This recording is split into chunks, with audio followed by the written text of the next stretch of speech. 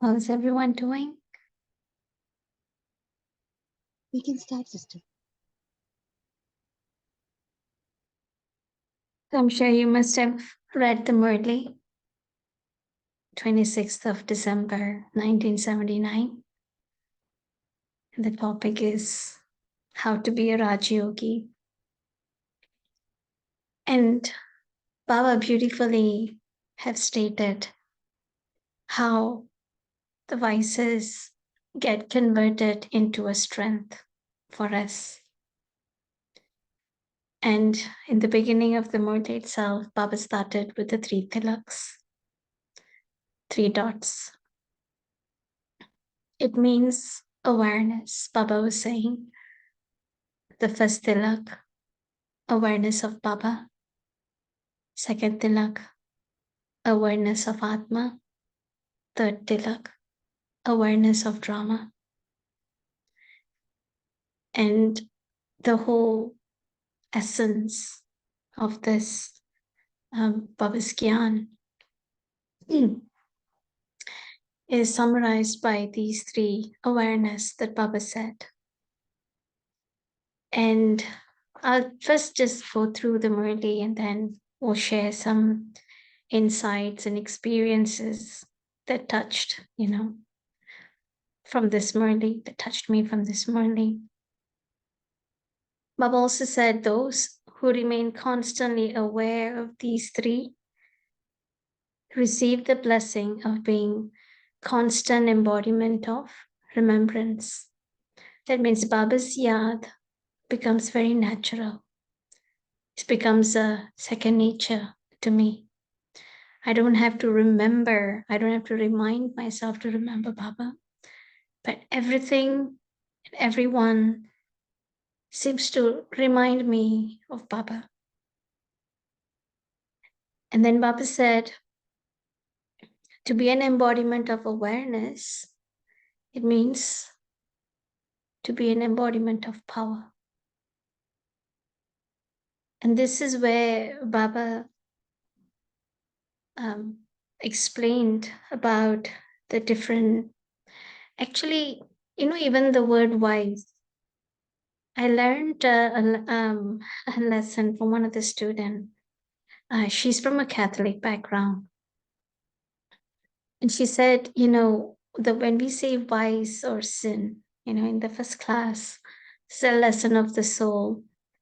She said that I come from a Catholic background, and in my background, the word vice or sin is a very big burden for the soul.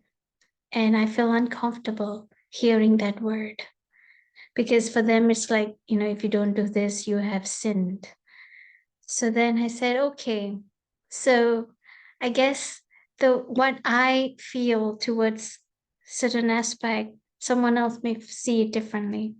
So then I said, okay, let's not see it as a vice. Let's just say it's substitute energy.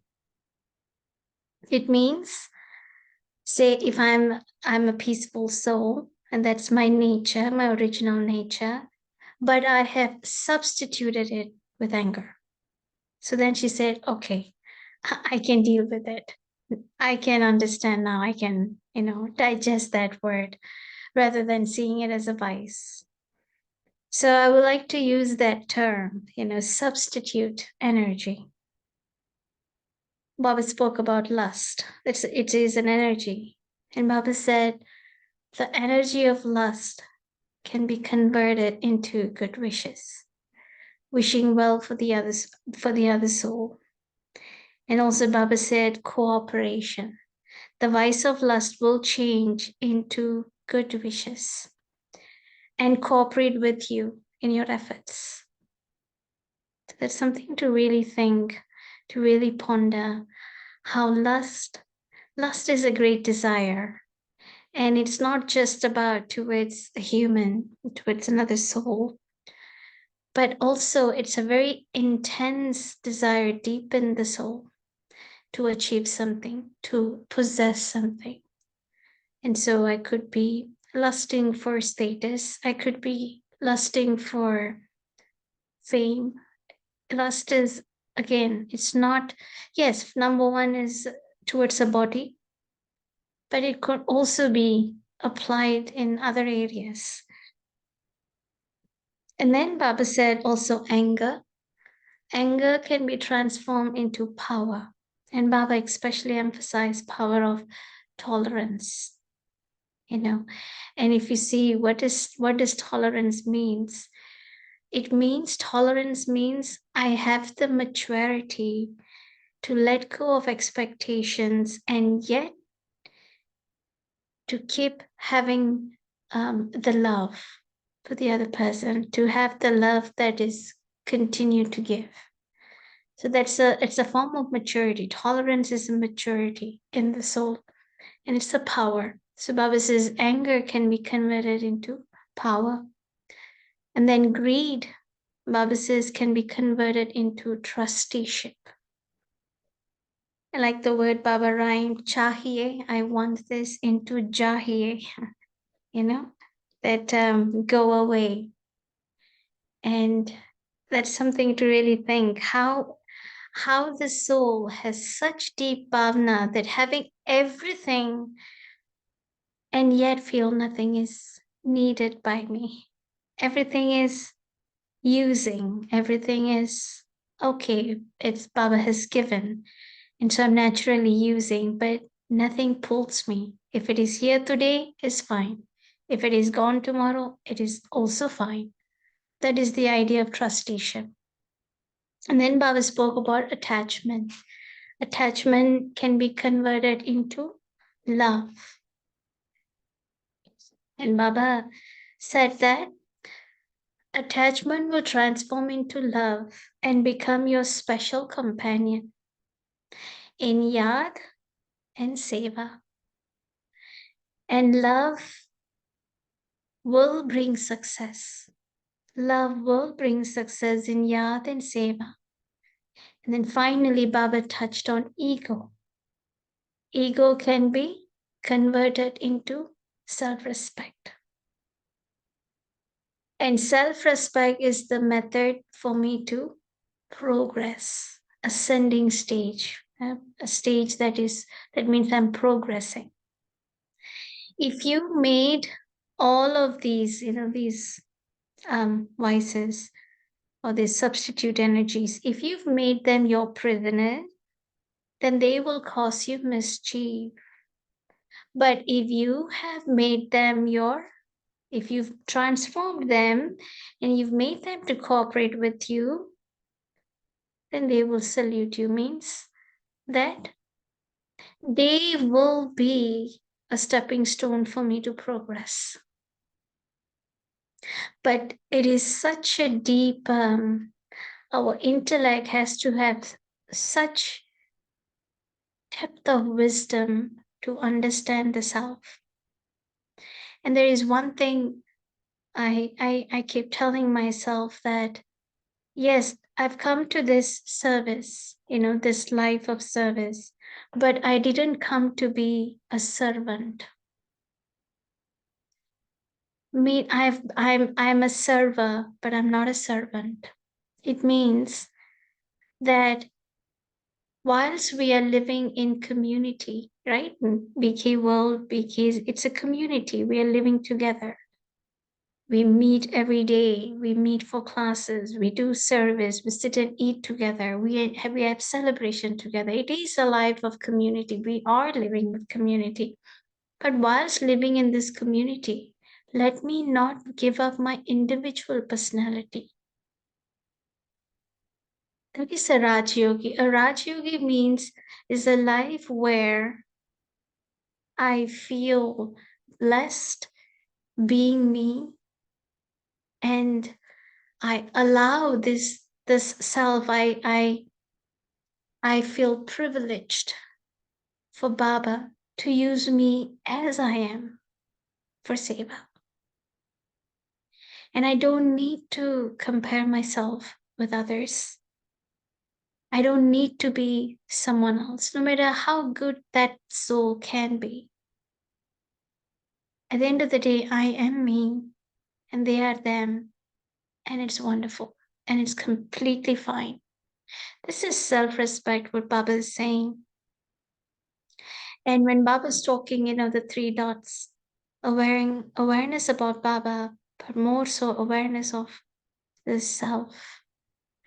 How much am I aware of myself? When I was meeting a scientist, so we have a scientist here, his name is Mr. Clean, and he does, it's all about energy matrix. And I got to know him through through another student.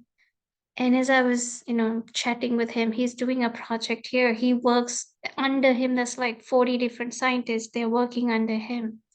So we just went to his office. He wanted to meet us. So I went with, Geeta Ben and myself with another brother.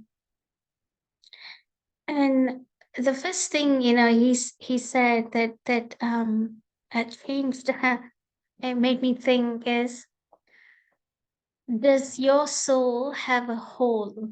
Hole like empty, HOLE. Does your soul have a hole? Is something leaking from within you? Something missing? Some emptiness within the soul? And he said, I'm working on that. I'm constantly checking, do I have a hole in my soul? Is something leaking from me? And here in our, in Amrit Vela, in Murli, in meditation, Babas keep bringing us to the realization and checking about the self. Baba is always asking us to check our thoughts.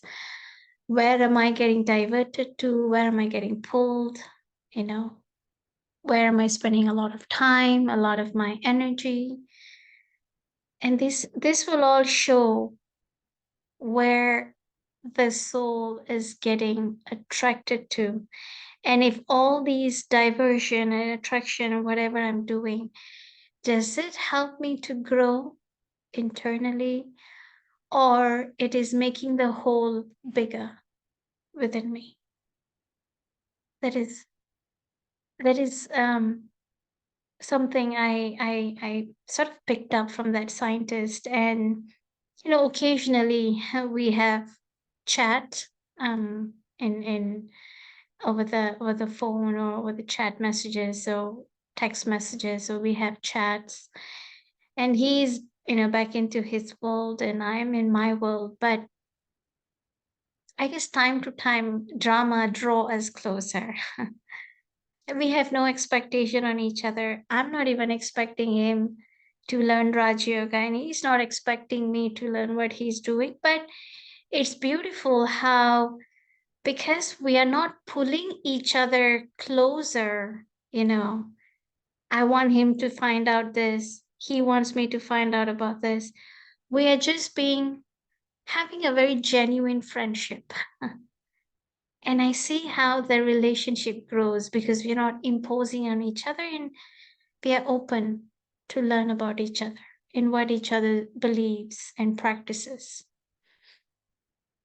And this is, for me, I feel what a Raj Yogi is. A Raj Yogi life is not a rigid life.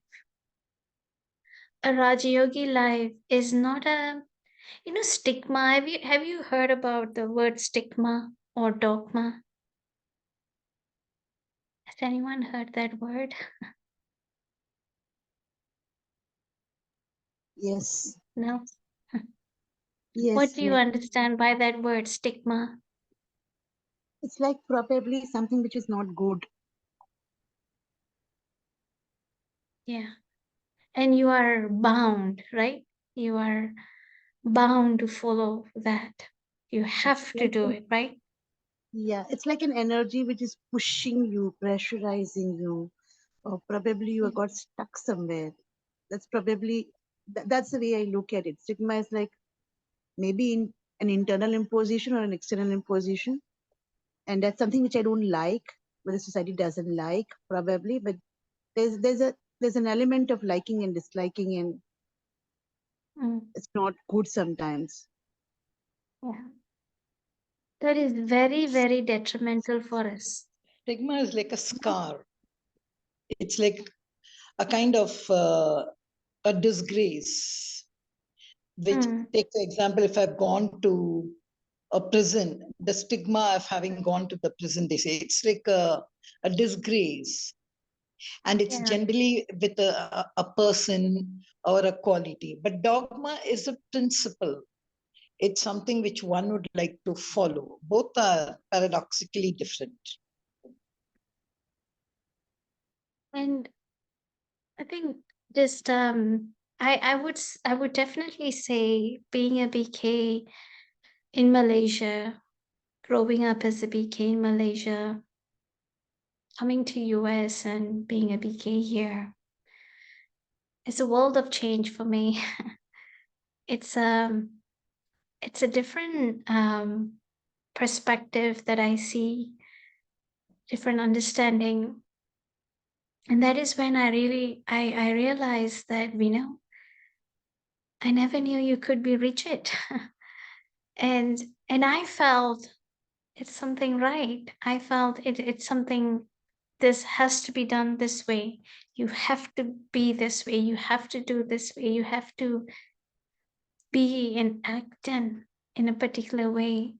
And then I realized that I probably had been carrying that burden on my shoulder.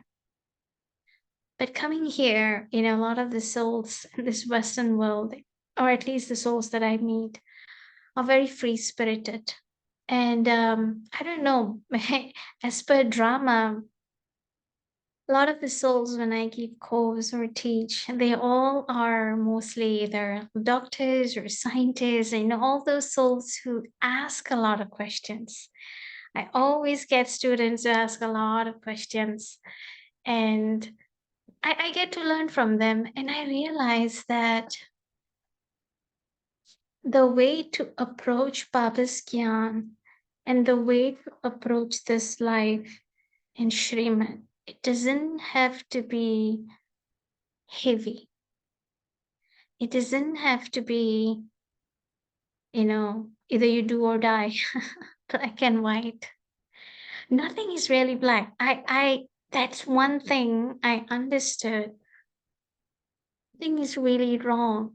Either you earn blessings or you earn lessons, but nothing is really bad, including your weaknesses. That is what observing myself as a third party, certain weaknesses in me, certain habits in me, which I think over the years I've just felt so heavy and very judgmental about myself. I shouldn't be like this. I should change this. I shouldn't continue doing the word shouldn't, or the word should. I should be like this. I should follow this. The word should, without realizing, in the background has created that heaviness of trying to fit in. What if I remove the word should? What if I say that behind all these weaknesses, what if all of this is leading me to something great? What if all of these habits preparing me for something great and is giving me that experiences? Then I can't say it is wrong. I can say definitely it has brought me a lot of lessons that the next time when I look at it, I will remember the lesson. But I wouldn't say I was wrong. I say I had to go through that.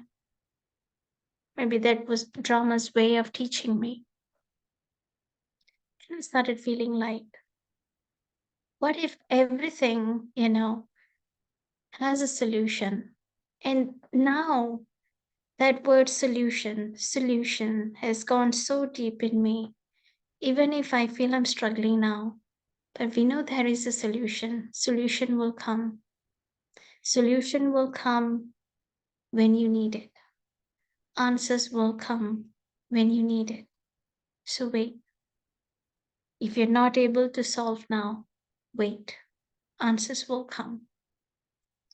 I feel like now I can genuinely live as a yogi and not force myself to fit in as a yogi.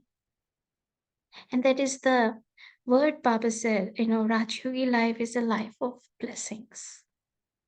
And two examples or experiences I can share, and then I would love to hear your inputs in this. I'm sure you've gone through this, Murli, maybe many times more than me. And my first experience is when I came to US. I came as a student, and in 2010 there was a big economic crisis in US, and the company stopped hiring international students. So my student OPT visa expired, and I had to go back to Malaysia. But my heart was so heavy. I didn't want to go back to Malaysia. I wanted to be here. I wanted to be in LA. I wanted to serve here. And I remember one of the student, one brother said, Vinupen, you have created a very close relationship with all the students here.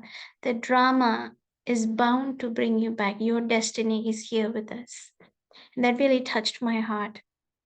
And before leaving to Malaysia on that day, I went into Baba's room and I looked at Baba. I said, Baba, I don't care how, I don't care when, but I am coming back here to LA. I am coming back.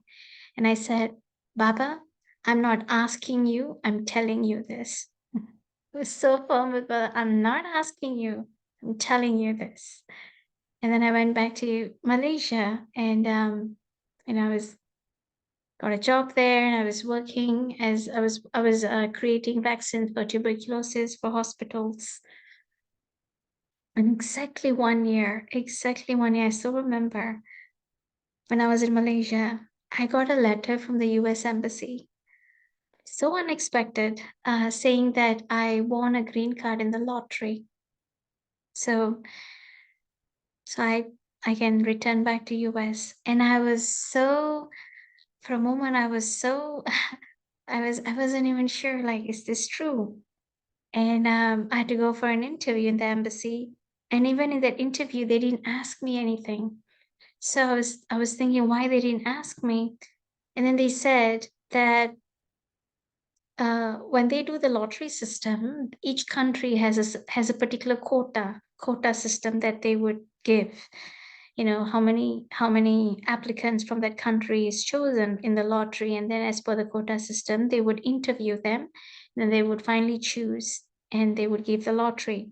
So from Malaysia, I was the only candidate that was chosen in the lottery out of I think 200.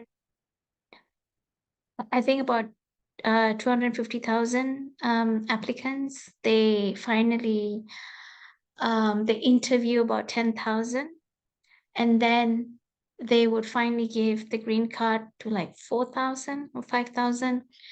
And out of that 250,000, I was the only Malaysian. So I didn't have any other applicants to compete with. So that's why they just called me for the interview. They took my Malaysian passport, and then they stamped it that I'm having a green card, and they returned back. And the day that I was leaving back to US, I remember what my mother said. Amma said, Vino, I didn't tell you this before, but when you were in US, I was missing you so much. I told Baba, because my mother's a BK. So I said, I told Baba, let me see her once. Just let me see her once. After that, you can take her with you.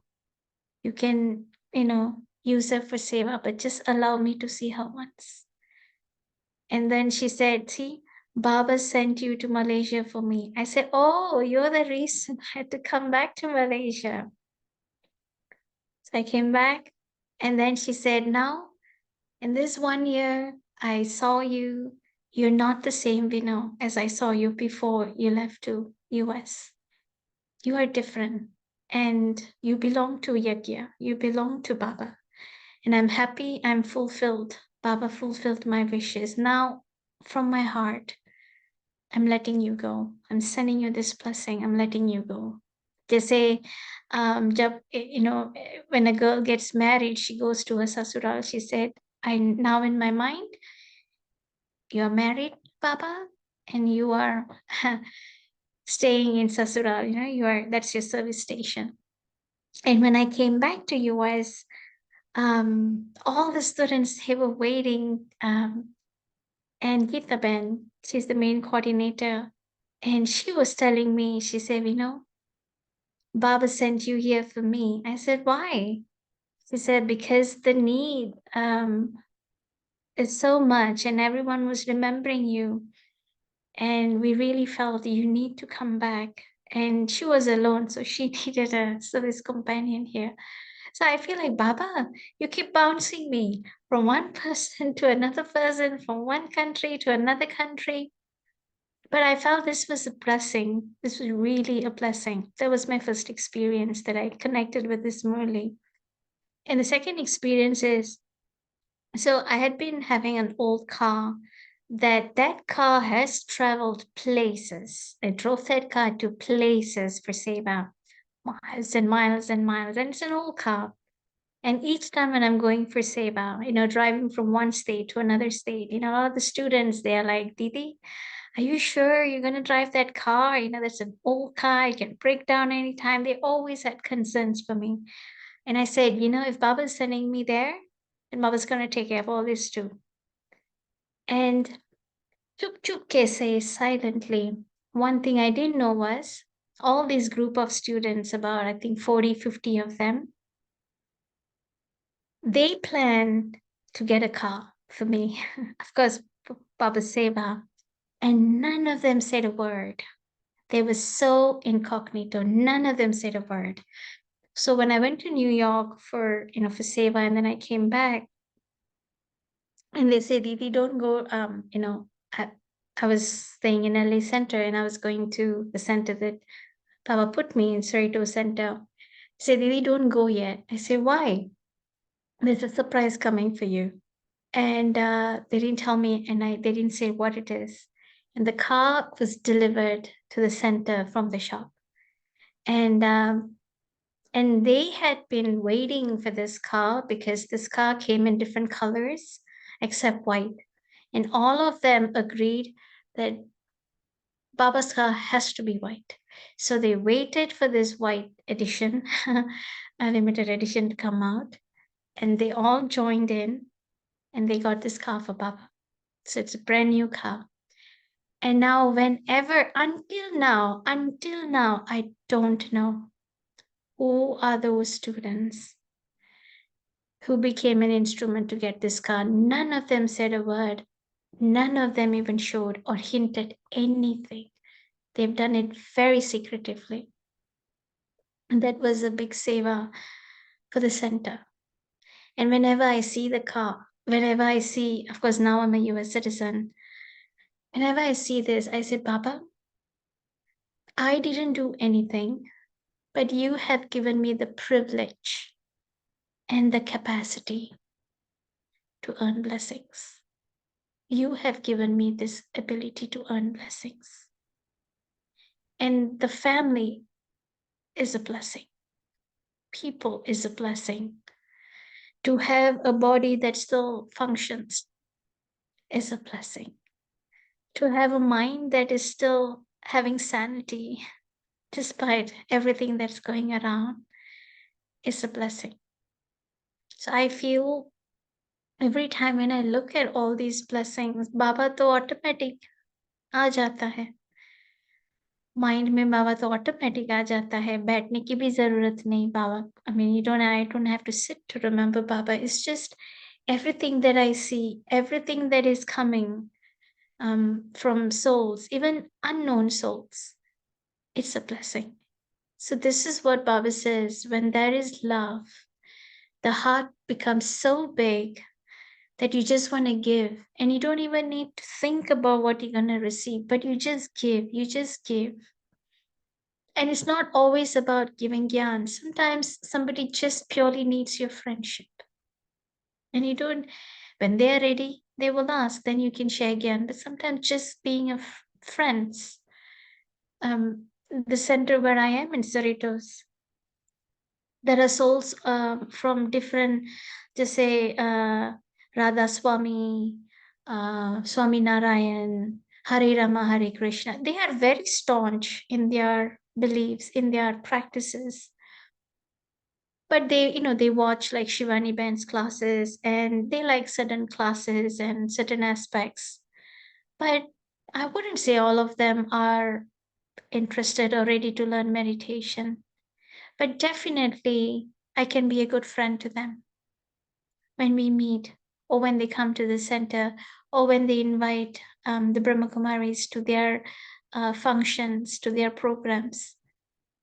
I can be there as a friend and support as a friend.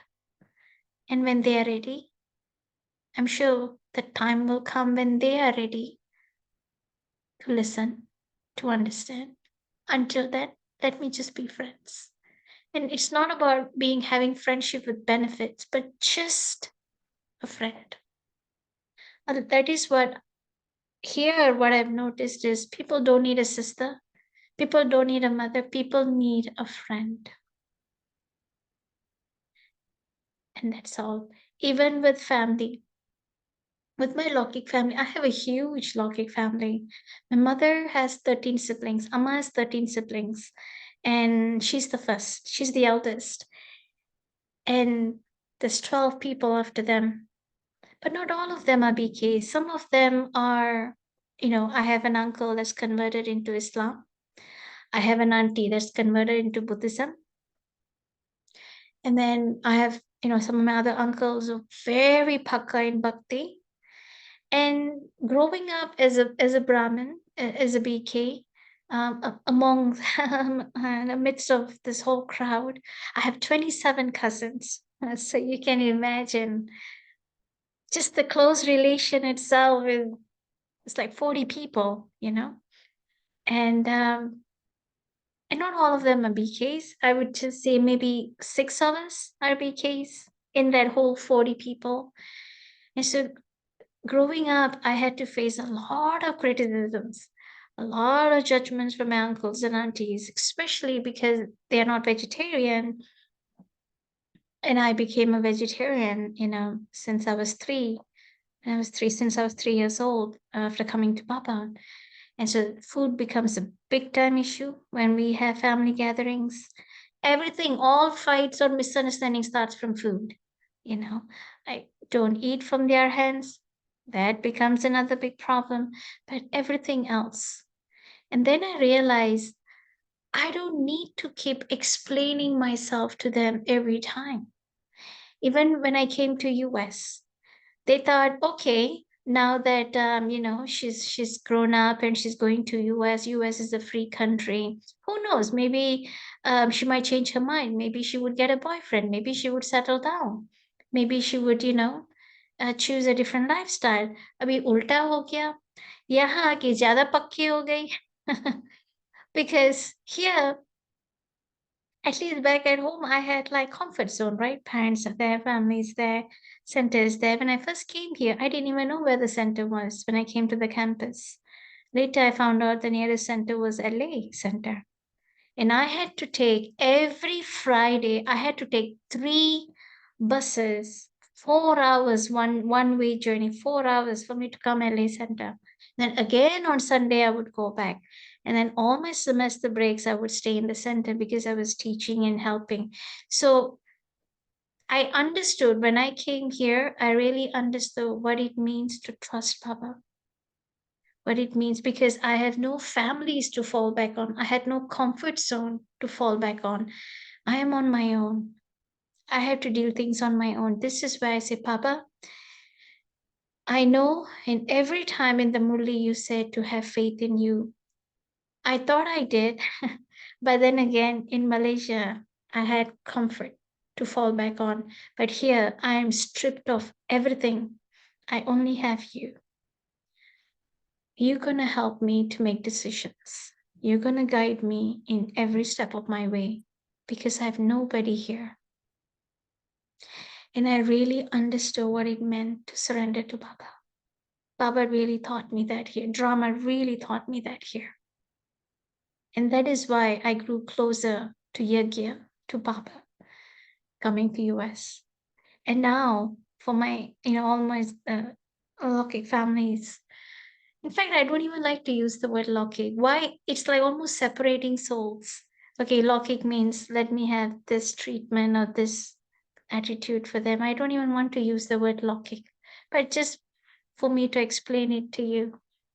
It's like almost segregating my feelings. Okay, locking means this feeling, locking means this feeling. But in general, it's all just souls. And of course, how are we going to treat them? You know, with family members, blood family members, you have to treat them more with friendship, not with gyan. And when they are ready, they themselves, now I'm seeing how my uncles and aunties are opening up, and they are more interested to know what I do, what I practice, when all these years they were rejecting it. Because each time when I go Malaysia and I visit them, they always keep seeing me in a new perspective. And they say, what do you do? When they ask, then I share. If they don't ask, I don't share. But I just maintain my principles. So that is the same thing that I do with even PK souls, souls who are coming, students who are coming, they don't need advices, corrections. Yes, if a soul is going out of Shrimad, then we say, okay, in Baba's house, this is the Shrimad Baba's given.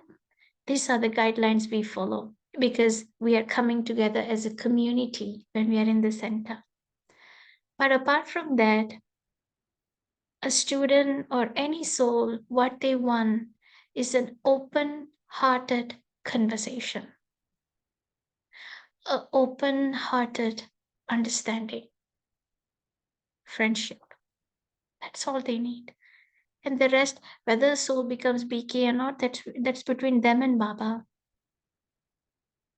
And I feel that personally, when I was reading this Murli, these are the things that touched me when Baba said that you are a server. A Brahmin, a BK, a Rajyogi means you are a server, but you don't need to be a servant,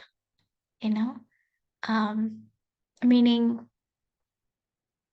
become vulnerable or influenced by other souls' opinions or energy. You still maintain your individual personality. You still maintain part of you. Is there any questions?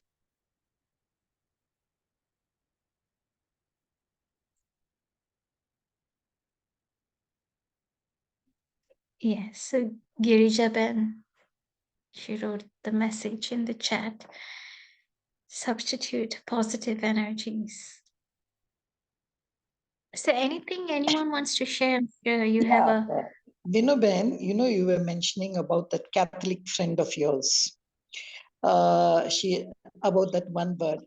But in our Indian thing, in the real, we have so many, and the scriptures have given for every kind of thing a particular name.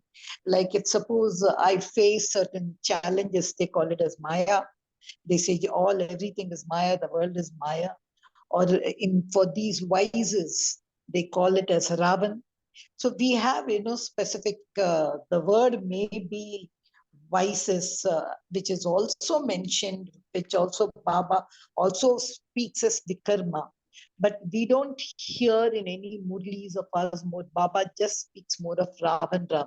So we have actually clustered all these kind of these low vibrational frequencies into one image called as Ravan, as the 10 heads, where each head. So very well, this thing has been structured by us in the Murli, especially in the beginning, the 5 main vices and the 5 subtle vices.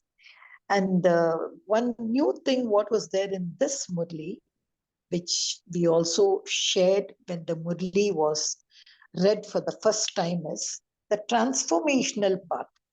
Because every time Baba speaks about Jeet, Vikarma Jeet, Karmendriya Jeet, conqueror. But here he says, no, it's not enough if you just conquer. It is not enough if you just conquer and make the wise your prisoner. You have to substitute, transform. So that was different. That's how did I feel that I'm going to the supermarket and I take all these good cooperation wishes which are given the substitute. I collect all these from the different malls. I take them with me and then I go ahead. So when these good things are there with me, that algae of vices will never come. Or even if it comes in, it goes. This is a kind of a new approach which I took from that particular paragraph, going to the supermarket and just buying these things. So substituting supermarket with every morning, just saying, okay, Baba, please open your treasure store. Come on, give me, let me take this, let me take this. Whatever I lack for that thing. And this is how a different approach. Second is that only one doubt I had. Baba speaks about ego. Fine. Now, when he said Swaman, I just wanted to know the absolute connection. Why? See, ego is what just a false identity of myself. I am this, I am this, I am the role, I am everything. Like their nose is up in the air and they walk. That nobody can shoot me. Fine. So for that, Swaman is an exaltation of the self. It's a praise of the self. But I didn't know, I thought just knowing myself, my true self, as Baba says, I am, as you said, I am just a server. I am a Rajyogi. I think that would be enough rather than going to the Swaman part to remove ego. I was just saying, Baba, Swaman is maybe for the first step. I mean, the last step, an exaltation. How could it be a substitute energy for ego? It was just churning. Acha. So that's very nice. It's a good question. See, for instance, I'll just give you an example. See, for instance, that there's one nature in me that I like a lot is the nature of, say, sweetness. And I feel comfortable when people like that nature. But what happens when I feel that I'm sweeter than them? Let's say I'm sitting in a lecture and I say, this person is talking very fast and very harsh. They shouldn't say like this. They should say like this. This is a lot more sweeter. If I was there, I would say this. So it's as if I start very subtly, I may not even say it out, but subtly, seeing people, oh, this is harsh, or this is not right, or they shouldn't be like this, or they should be gentler, they should be sweeter. Why? Because I feel I have that nature that not many people have, or not everyone else have. And so I will look at people and start comparing people with what I have. Then it almost, that speciality now has become an ego for me, means now I feel I am better than everyone else in this area. So, you know what? I think I can give a better class than that. Maybe I can explain better than that.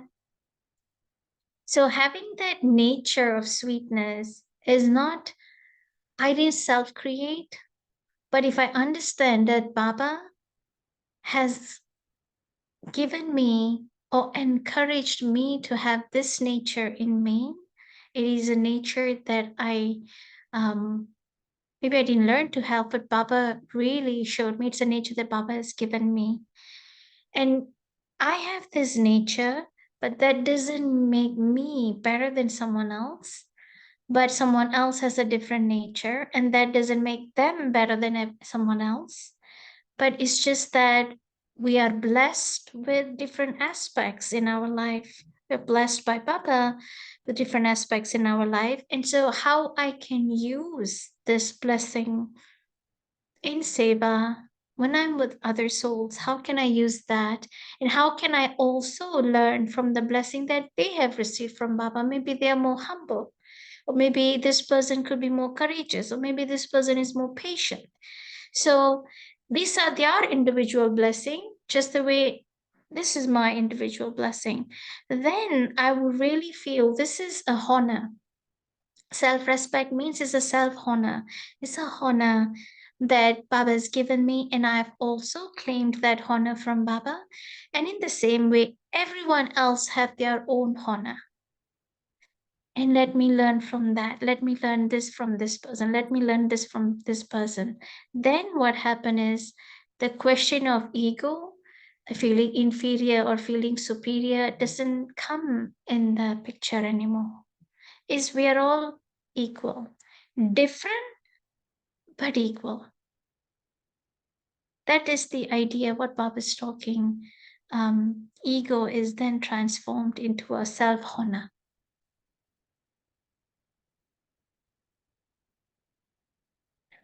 Is that answer?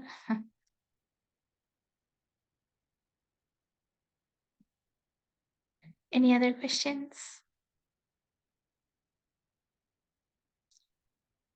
Rakiben, you want to add or you want to say anything?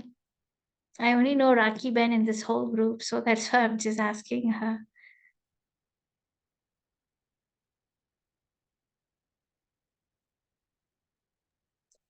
Sister, while you were explaining the distinction between ego and self-respect, now there's a very thin line between the two. How do one recognize or be in the awareness that this is self-respect and I'm not going on the other side of the line and being there in the ego space? So how do one look at that distinction between ego and self-respect? So ego will always make me feel when I did something good or when I'm praised, ego will take it personally, will take the credit personally. And ego will also make me to expect the same level of recognition each time when I do it. That means ego is saying, you know, I did this well, I put all my best into this, so I should be equally recognized, I should be praised, I should be appreciated. So ego will take the credit personally and make me feel that I did it. Whereas self-respect will always humble down and will always feel Baba did it. Baba made this happen. And so all the credit goes to Baba. And self-respect is such a way that you come, you do, and you walk away silently. And none of that even matters. Praise, the affirmation, it's almost you come into the picture, then you exit out silently. And you don't even talk about it. Credit goes to Baba.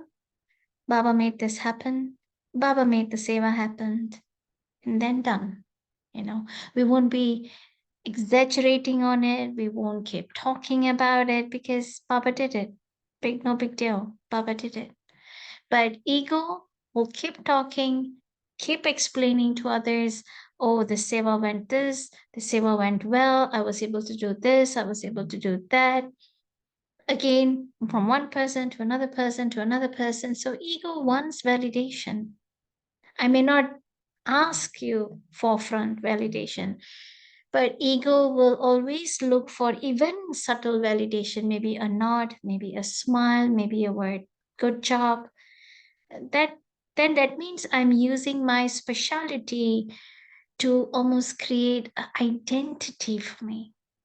Identity through appreciation. Then that is ego. Self-respect, don't even care about all of this. You do everything in the background. You do, people will appreciate you, people will say thank you, people will say wow, but none of that matters. You move away, you go to your next task. You move away, you go to your next task because you know Baba had been doing it. And if Baba's doing, obviously it's going to be wonderful.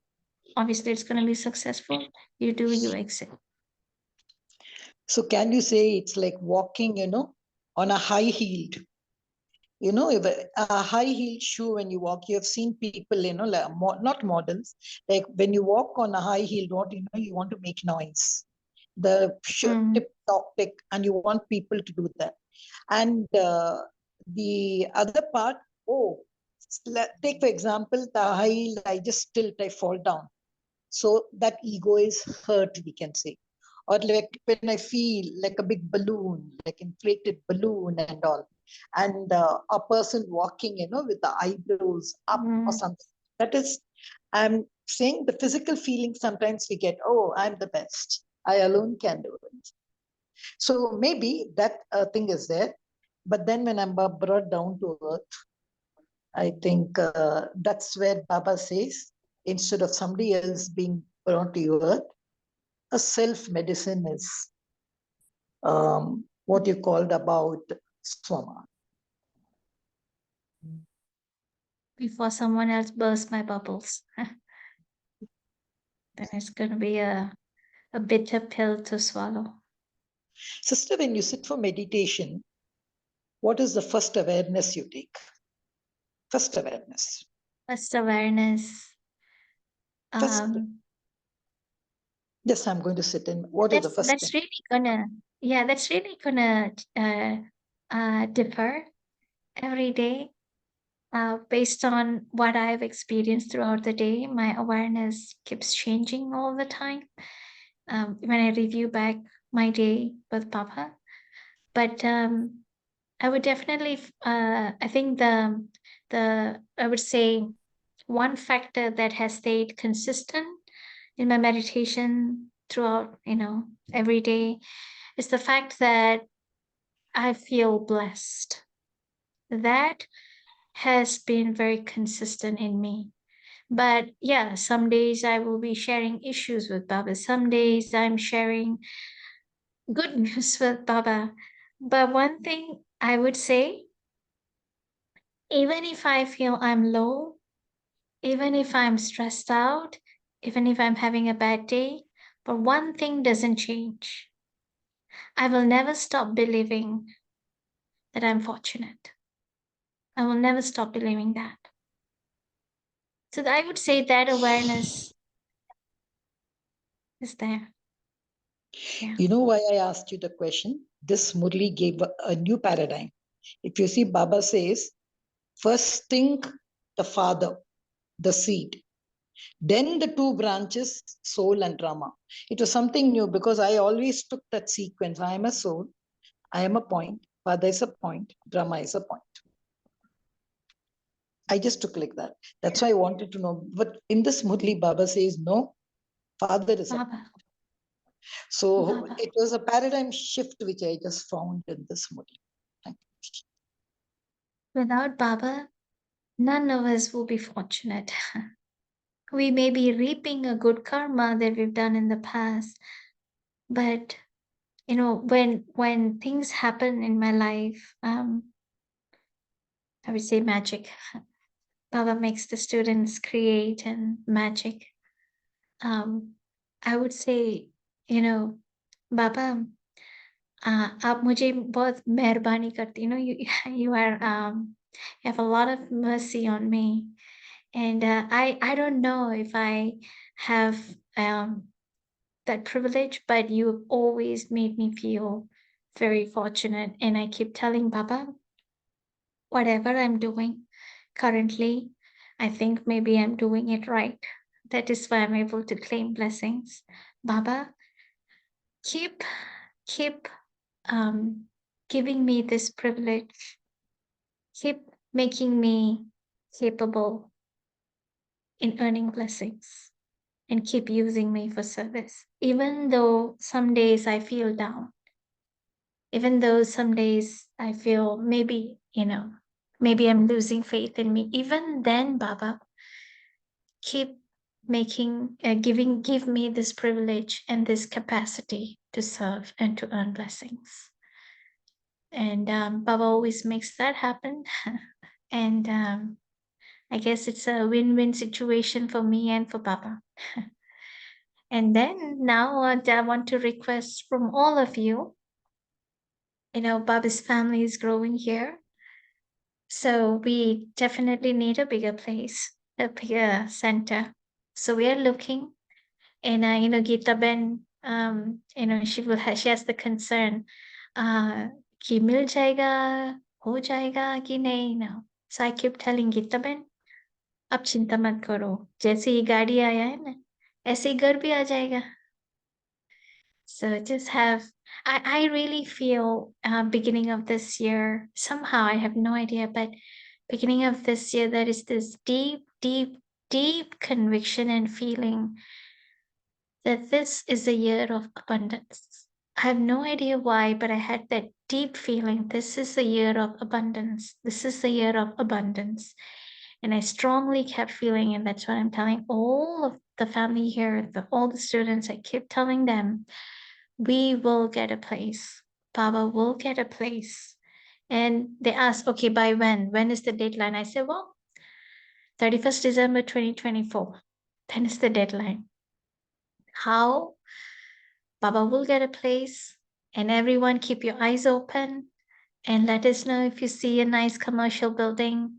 You let us know. We will go there. We'll drive there. We'll find out. But I guess why until now we haven't found one? Maybe because drama is giving us the time for us to all come together, to create that harmony together. Drama is preparing us. Because once we get that place, everyone's support is needed. Everyone's commitment is needed. So drama is preparing us for something big. So all of you can also send your beautiful, powerful thoughts, your good wishes to the LA family here, so we can get a very, very good place for Baba Siva. That's a humble request from all of you. Thank you.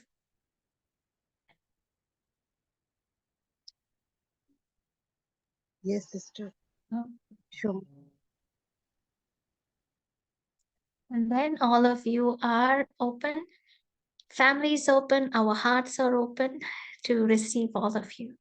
You have a family here that's waiting to see you in person. Ali Center.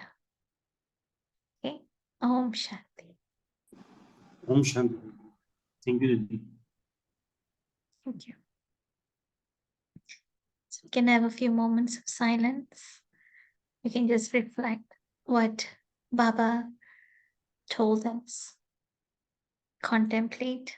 We can have a few moments of silence before we end the session, and let's thank Baba.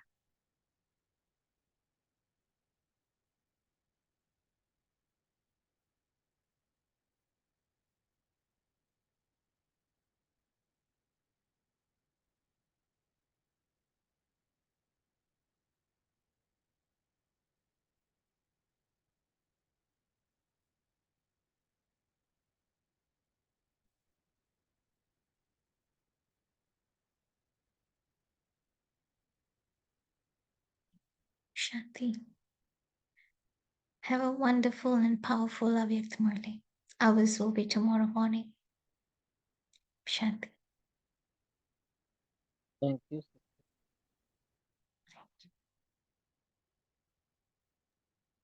Om Shanti. Thank you, Baba. Thank you, sister. Thank you, Divine Family. We meet tomorrow morning at 5 a.m. Om Shanti.